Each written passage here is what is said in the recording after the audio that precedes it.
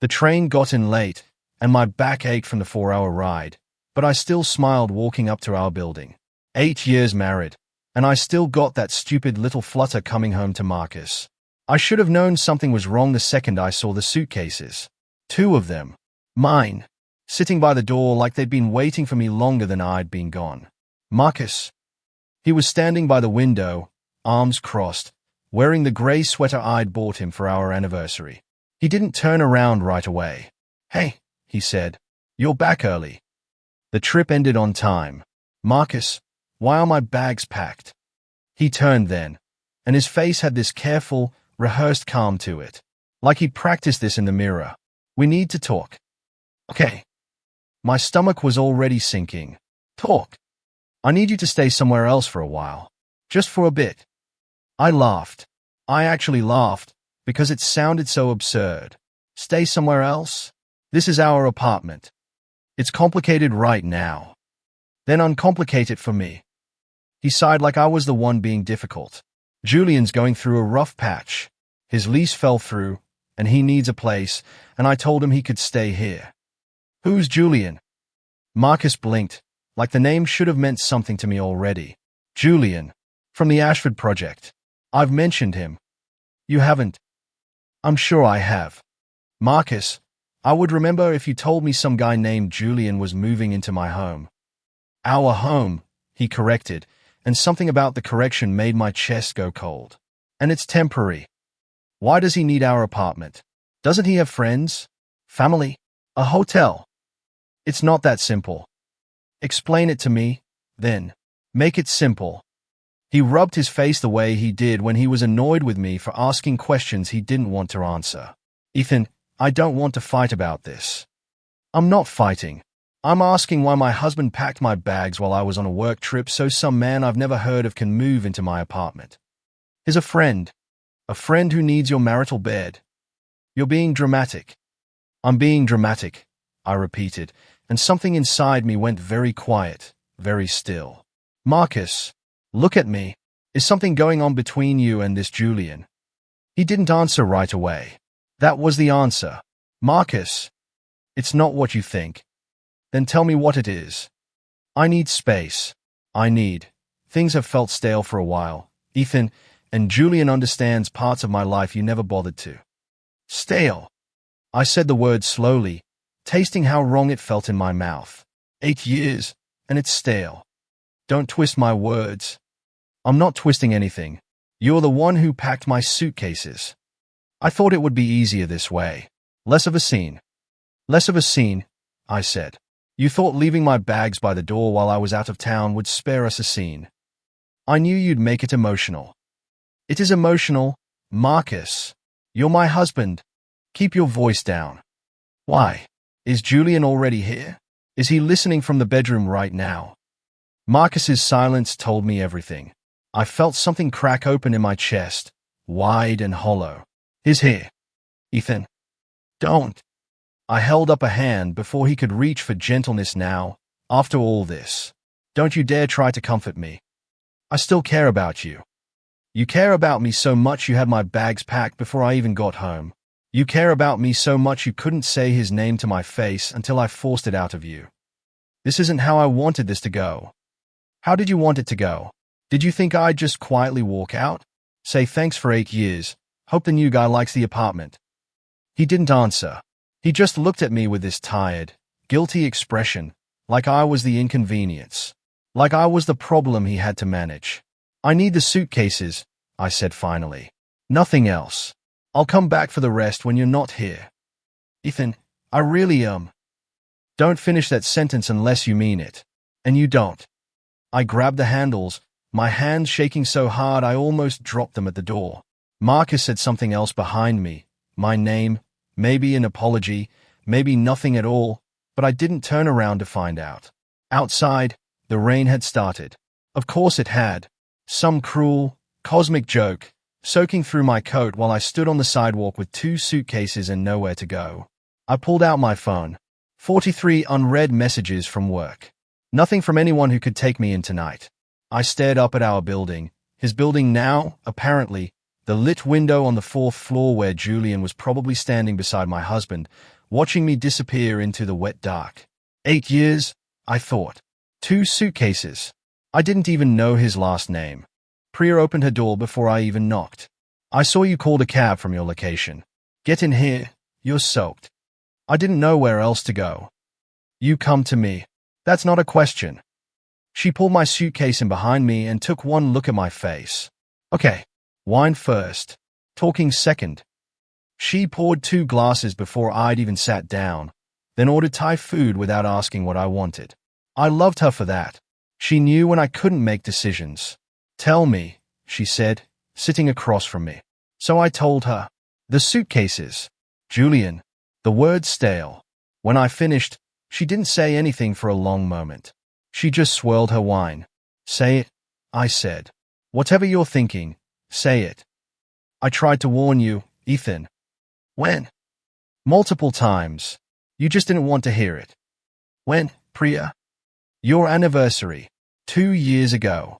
He cancelled on you for a networking dinner and you told me it was fine, that his career mattered, that you understood. It was one dinner. It was the 3rd one that year. She leaned forward. Remember the Henderson's party? He introduced you as his roommate. My stomach turned. He was drunk. He misspoke. He wasn't drunk, Ethan. I was standing right there.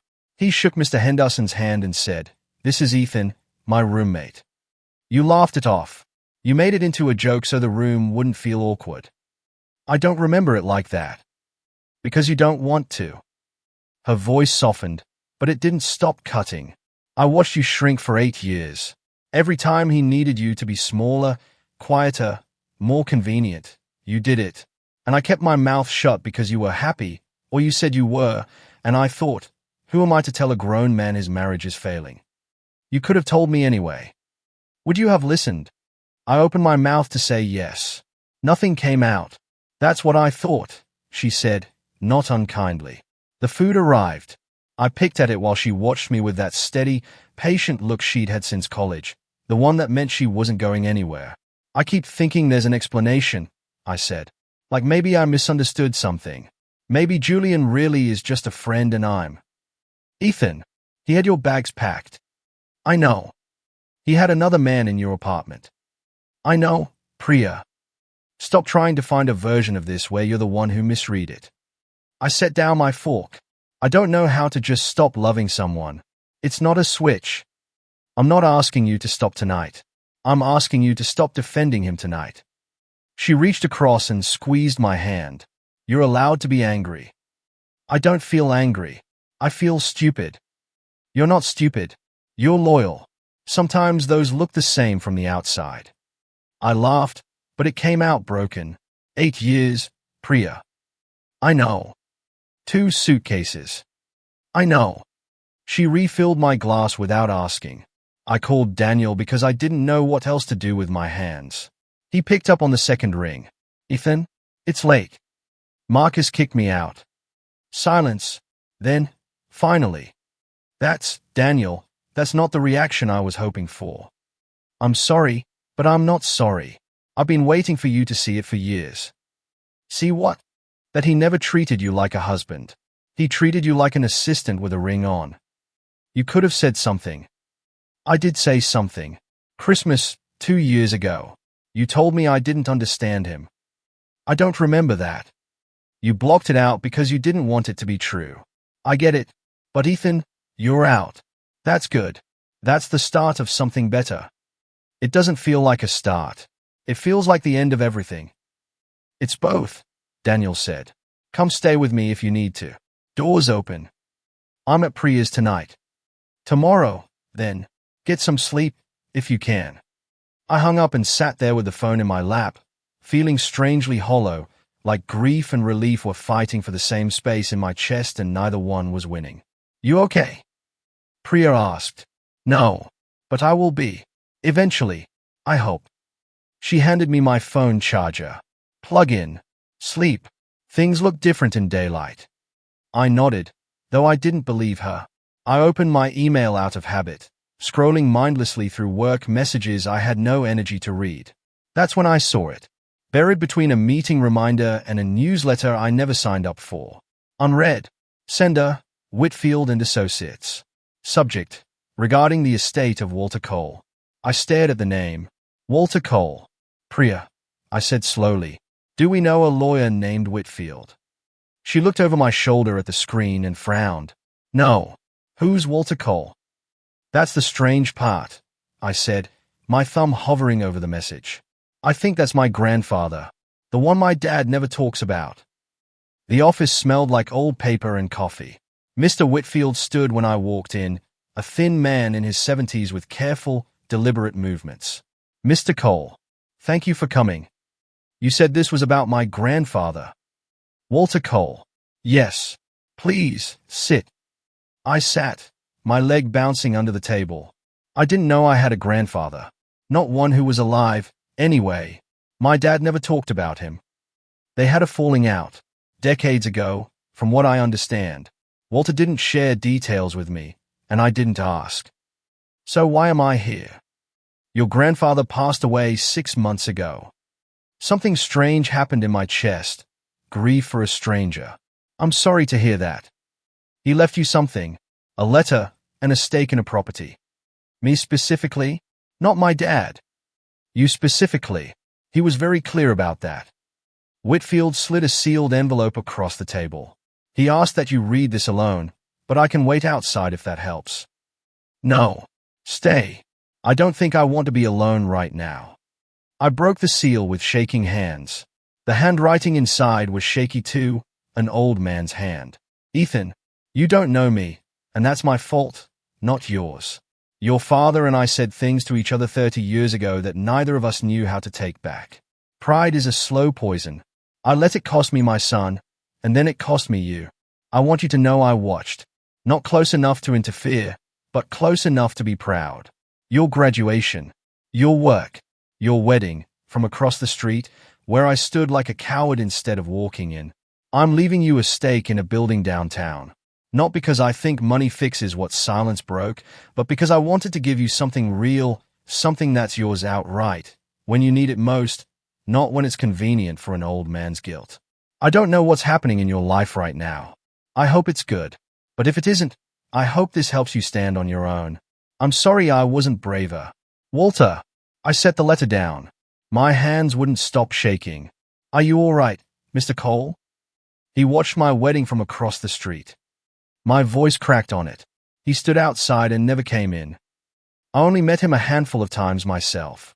He wasn't a man who explained himself easily. That runs in the family, apparently. I wiped my eyes with the back of my hand. What building? Whitfield opened a folder. A residential property downtown. Walter held a significant ownership stake through a private trust. That stake now transfers to you, along with voting rights on the building's management. What's the address? He read it out. I went very still. Mr. Cole. That's my apartment, I said. That's the building I live in. Lived in. Until 3 days ago. Whitfield raised an eyebrow, the first real reaction I'd seen from him. That's quite a coincidence. Is it, though? Something cold slid through me. How long has my grandfather held this stake? Over 20 years. So the whole time I've lived there. Your grandfather owned a piece of the building beneath your feet. Yes. I sat back, trying to process it. Marcus had never mentioned who actually owned the property, just that he handled it through some arrangement with his business partner. I'd never asked questions. Marcus didn't like questions about money. What do I need to do? I asked. To claim this. Sign the transfer documents. I can walk you through them today, or you can take time to review with your own attorney. What happens if I sign? You become a controlling stakeholder in the property, effective immediately.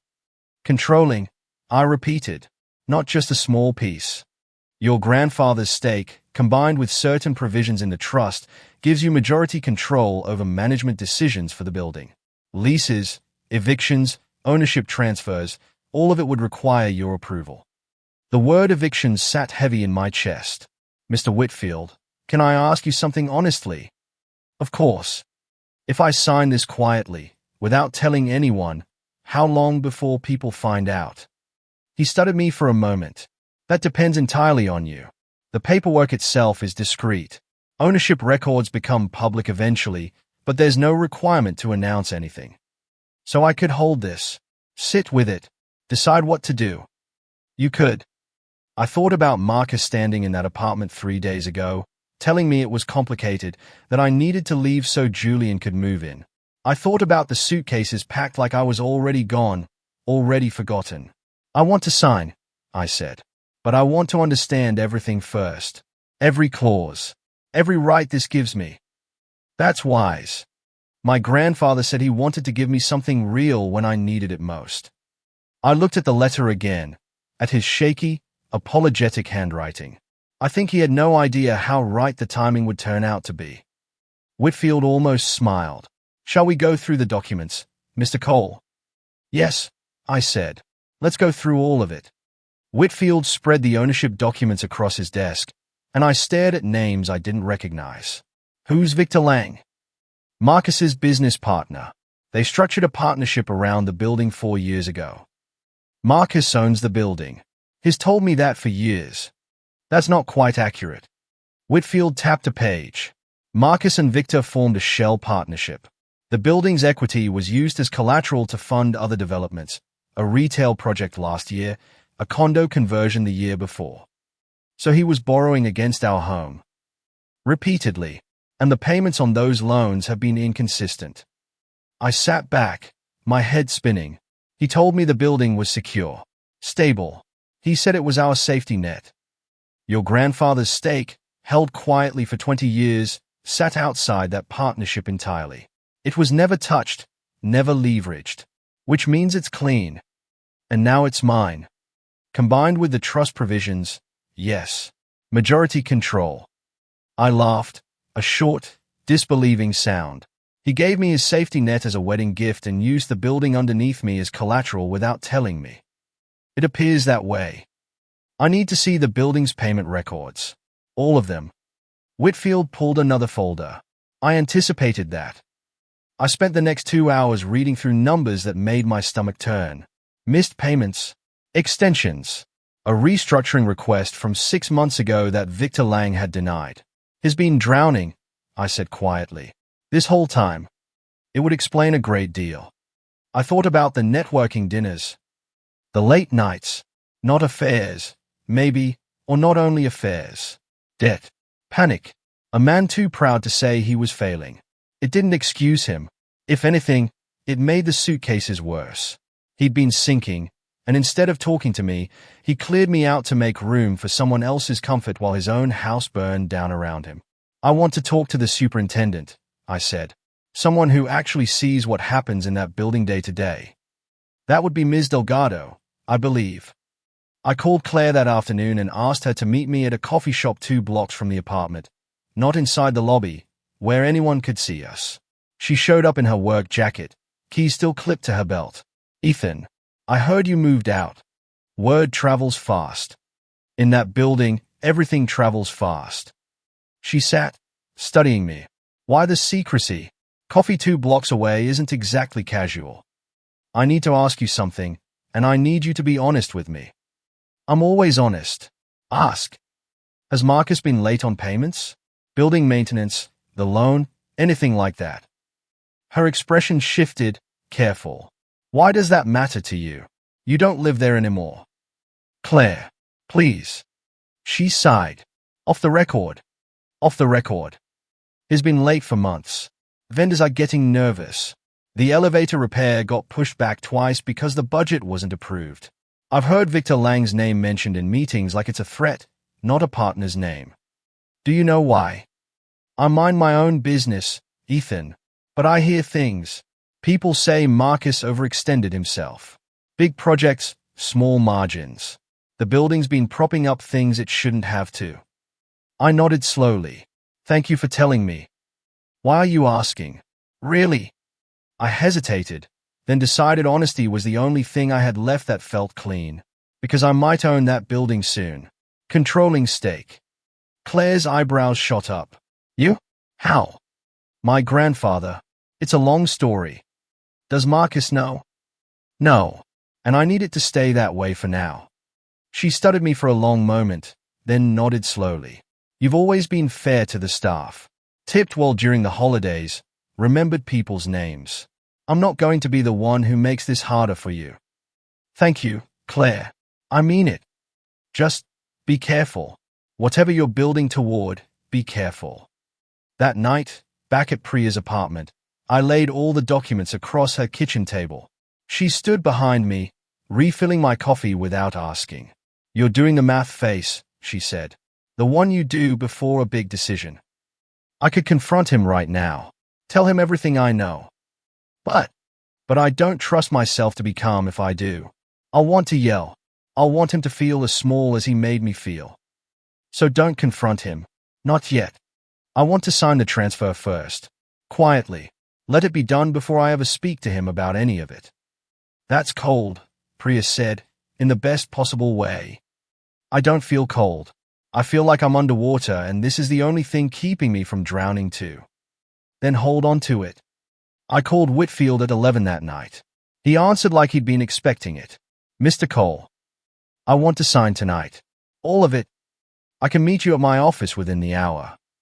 I'll be there. The office was empty except for the two of us, lamplight pooling over the desk. Whitfield laid out page after page, explaining each clause in a low, patient voice. I signed my name over and over until my hand ached, until the weight of ink on paper felt heavier than anything Marcus had ever handed me. This is it, Whitfield said, sliding the final page toward me. Once you sign this one, the transfer is complete. Majority control. Effective immediately. I looked at the clock on his wall. 2 minutes to midnight. Do it now, I said. I want it done today. Not tomorrow. Today. He didn't ask why the distinction mattered to me. He just watched as I signed my name one last time, the pen scratching loud in the silent office. Midnight struck somewhere outside, a church bell, faint through the window. Congratulations, Mr. Cole, Whitfield said quietly. You're a landlord now, whether anyone in that building recognizes it or not. Claire called me 4 days later. You should see the article Sophia Marsh just put out. Who's Sophia Marsh? Real estate blogger. Covers ownership shakeups, investor drama. She's good, thorough. She's been sniffing around the building's paperwork.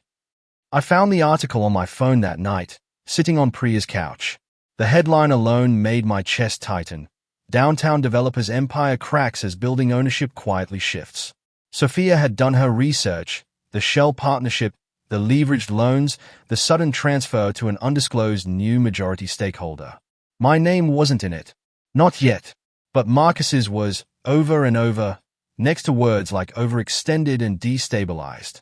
I read it twice, waiting to feel something like satisfaction. Instead, I just felt tired. Priya read over my shoulder. This is going to make waves in his circle. That's the world he cares about. Investors. Reputation. This is his version of the suitcases by the door. Poetic. I didn't do this, I said. I just stopped protecting him from what he already built. 2 days later, Claire called again, her voice lower this time, like she was ducking into a stairwell to talk. Victor Lang came by the building today. Loud.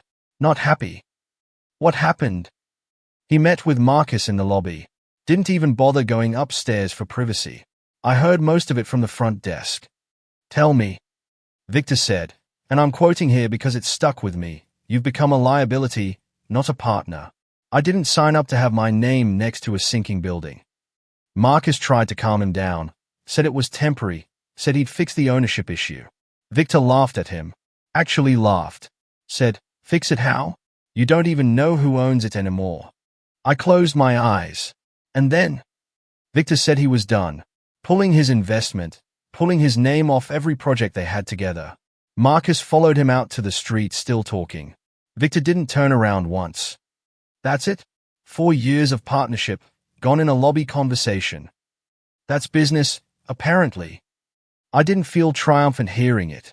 I felt like I was watching a building collapse from a safe distance, dust settling over a life I used to share. Priya noticed the change in me over the next week. Quieter, more watchful, less inclined to talk about my feelings and more inclined to just observe.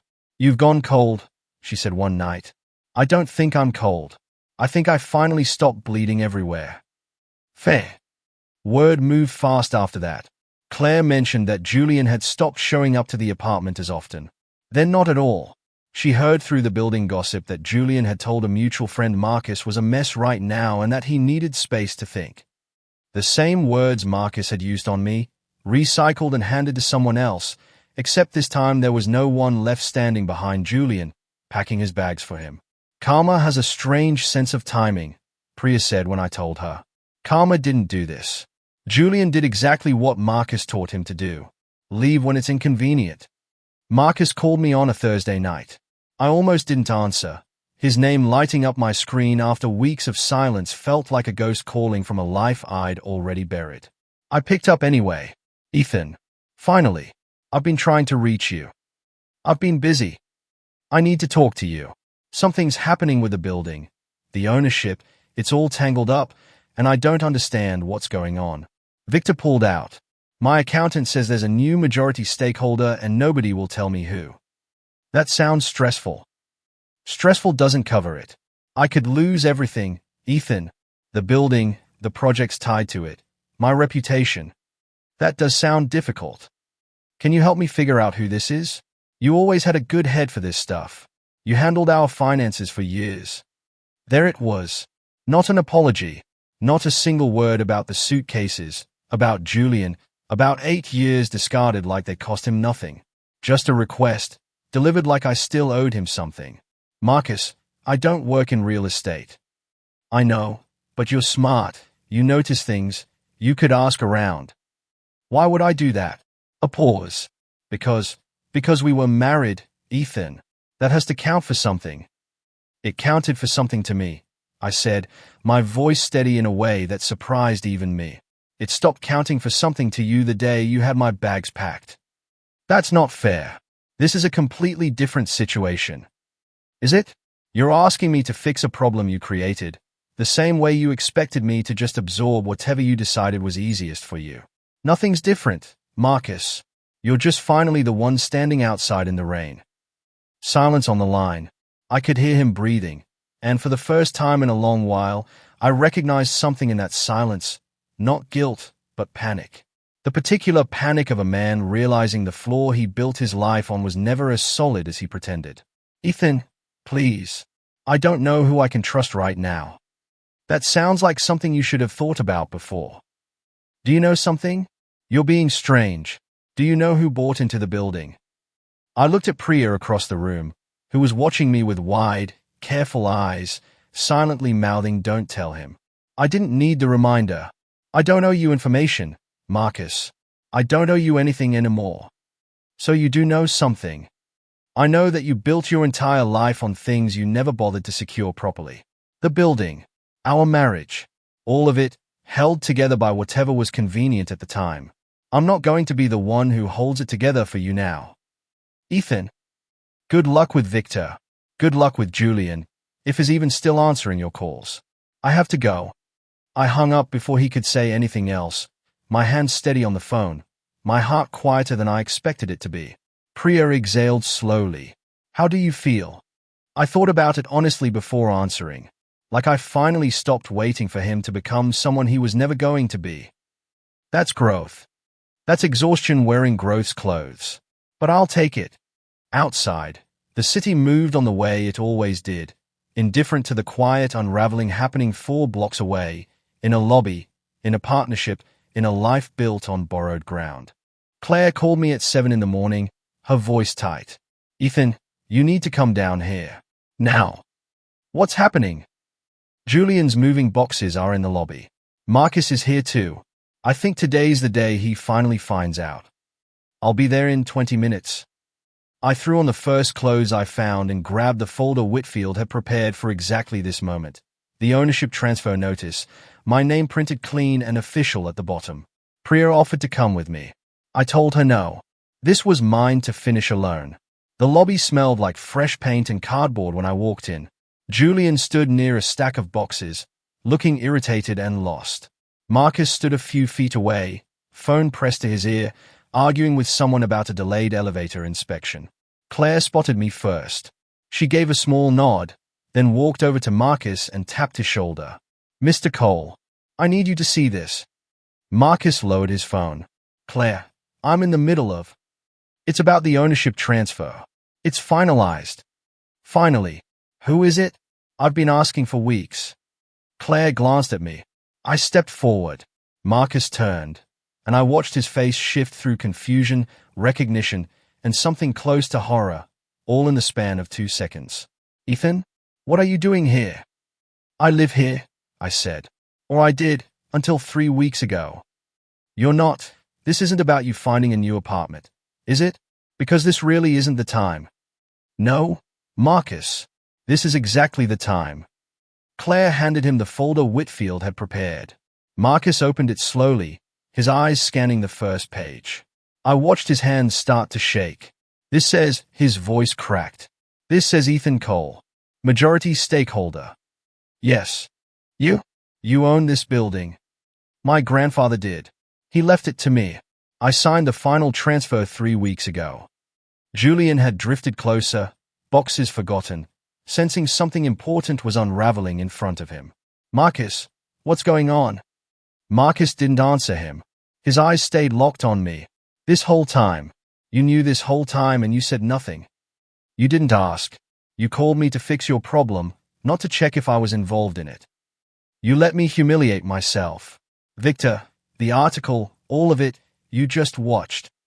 "I didn't do any of that to you, Marcus. Victor left because you leveraged this building without telling your own husband, let alone your partner. Sophia Marsh wrote what she found because you left a trail. I just stopped protecting you from the truth of what you'd already built. You could have warned me. The way you warned me, when you had my bags packed and Julian already waiting upstairs." Julian flinched at that, glancing between us like he was only now understanding the shape of the story he'd stepped into.